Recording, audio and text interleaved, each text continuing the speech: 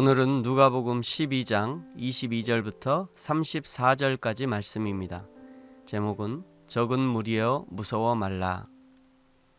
또 제자들에게 이르시되 그러므로 내가 너희에게 이르노니 너희 목숨을 위하여 무엇을 먹을까 몸을 위하여 무엇을 입을까 염려하지 말라.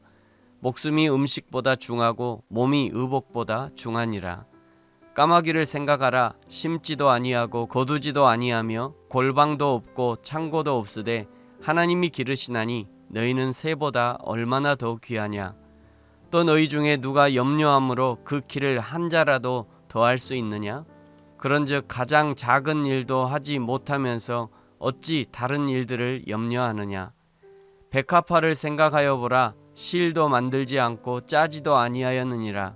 그러나 내가 너희에게 말하노니 솔로몬의 모든 영광으로도 입은 것이 이 꽃 하나만큼 훌륭하지 못하였느니라.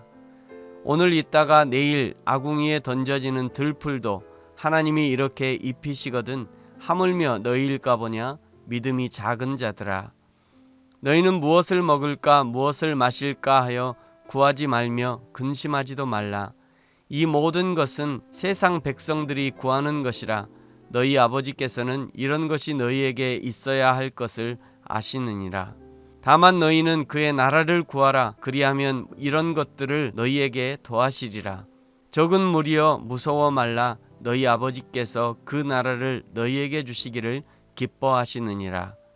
너희 소유를 팔아 구제하여 낡아지지 아니하는 배낭을 만들라. 곧 하늘에 둔 바 다함이 없는 보물이니 거기는 도둑도 가까이 하는 일이 없고 좀도 먹는 일이 없느니라. 너희 보물 있는 곳에는 너희 마음도 있으리라. 아멘. 예수님의 재판을 받아서라도 자신의 소유를 늘리고 싶었던 한 사람의 소유에 대한 집착을 나무라셨던 예수님, 그 집착을 탐심이라고 정의하셨던 예수님께서 다시 제자들을 향해서 앉으셨습니다. 아무리 제자들이라 할지라도 소유하고 싶은 욕심이 없을 수 없습니다. 왜냐하면 그것은 타락한 인간의 기본적인 욕구이기 때문입니다. 거듭난 인간과 타락한 인간을 가장 극명하게 대조시켜 보여주는 것이 사도행전 2장에서 믿는 자들이 자신의 소유를 서로 통용한 사건이라고 생각합니다. 분명 그들도 거듭나기 전에는 어떻게든 자신의 소유를 늘려가는 것을 인생의 목표로 생각했음이 틀림없습니다. 그러나 예수님을 만난 후, 거듭난 후, 성령을 모셔드린 후, 성령의 인도하심을 받고 순종한 후 그들의 삶의 모습은 180도로 바뀌게 됩니다. 자신의 것을 내어놓기 시작한 것이죠. 예수님을 만난 성도들의 변화를 사도행전 2장 44절 이하에 자세히 기록하고 있습니다. 사도행전 2장 47절에는 소유의 집착에서 내어놓음의 헌신으로 삶이 변화되자 결과는 놀라운 것이었습니다. 구원받은 사람을 날마다 더하게 하셨다라고 기록하고 있죠. 교회가 부흥한 것입니다. 교회에 속한 사람들의 부흥도 함께 온 것입니다. 부흥이란 숫자적 부흥만이 아니라 그 속 사람의 회복도 함께 온 것입니다. 가치관의 회복, 삶의 방식의 회복, 관계의 회복, 모든 것이 하나님이 원하시는 모습으로 회복된 것이죠. 그래서 탐심으로 가득했던 한 부자에게 교훈하신 후 예수님이 제자들을 가르치시는 것입니다. 왜냐하면 제자들도 언제든지 이 탐심의 노예가 될 수 있기 때문이죠. 그러면서 오직 한 가지 다만 이것을 구하라 말씀합니다. 31절 다만 너희는 그의 나라를 구하라. 그리하면 이런 것들을 너희에게 더하시리라. 그런데 하나님의 나라를 구한다는 것은 두려운 일입니다. 그래서 32절 두려워 말라 말씀하시죠. 왜 하나님의 나라를 구하는 것이 두려운 일인가? 그것은 세상과 반대로 가는 일이기 때문입니다. 세상은 큰 길, 넓은 길로 가라고 하시지만 그러나 하나님은 좁은 길을 선택하라고 말씀하십니다. 세상은 높은 곳으로 가라고 하지만 그러나 하나님은 낮은 곳으로 가라고 하시지요. 세상은 너 스스로를 드러내라 하지만 그러나 하나님은 썩어서 없어지도록 드러내지 말라 하십니다. 세상은 왕관을 원하지만 그러나 하나님은 단두대와 십자가를 향해서 가라 하시는 것이죠. 그러니 두려울 수밖에 없습니다.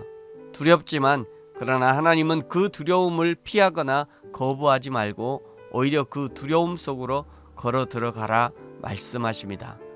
33절 너희 소유를 팔아 구제하여 낡아지지 아니하는 배낭을 만들라. 곧 하늘에 둔 바 다함이 없는 보물이니 거기는 도둑도 가까이 하는 일이 없고 좀도 먹는 일이 없느니라. 지금 예수님을 따르는 사람들이 돈 살 물건이 뭐가 있습니까? 사실은 아무것도 없습니다. 당시에 예수님을 따르던 사람들은 대부분 가난한 사람들, 배고픈 사람들, 병든 사람들이었습니다. 만약 그 사람들에게 팔 것이 있다면 팔아서 자기 입에 풀칠하기도 바쁠 것입니다. 그런데 그것이라도 팔아 구제하라 하십니다. 낡아지지 않는 배낭, 두꺼운 배낭, 가죽 배낭을 만들라고 하십니다. 그것이 곧 하늘에 둔 바 다함이 없는 보물이랍니다. 그리고 왜 하늘에 둔 바 다함이 없는 보물, 낡아지지 아니하는 하늘의 배낭을 만들라고 하시는지 34절에서 알려주시죠.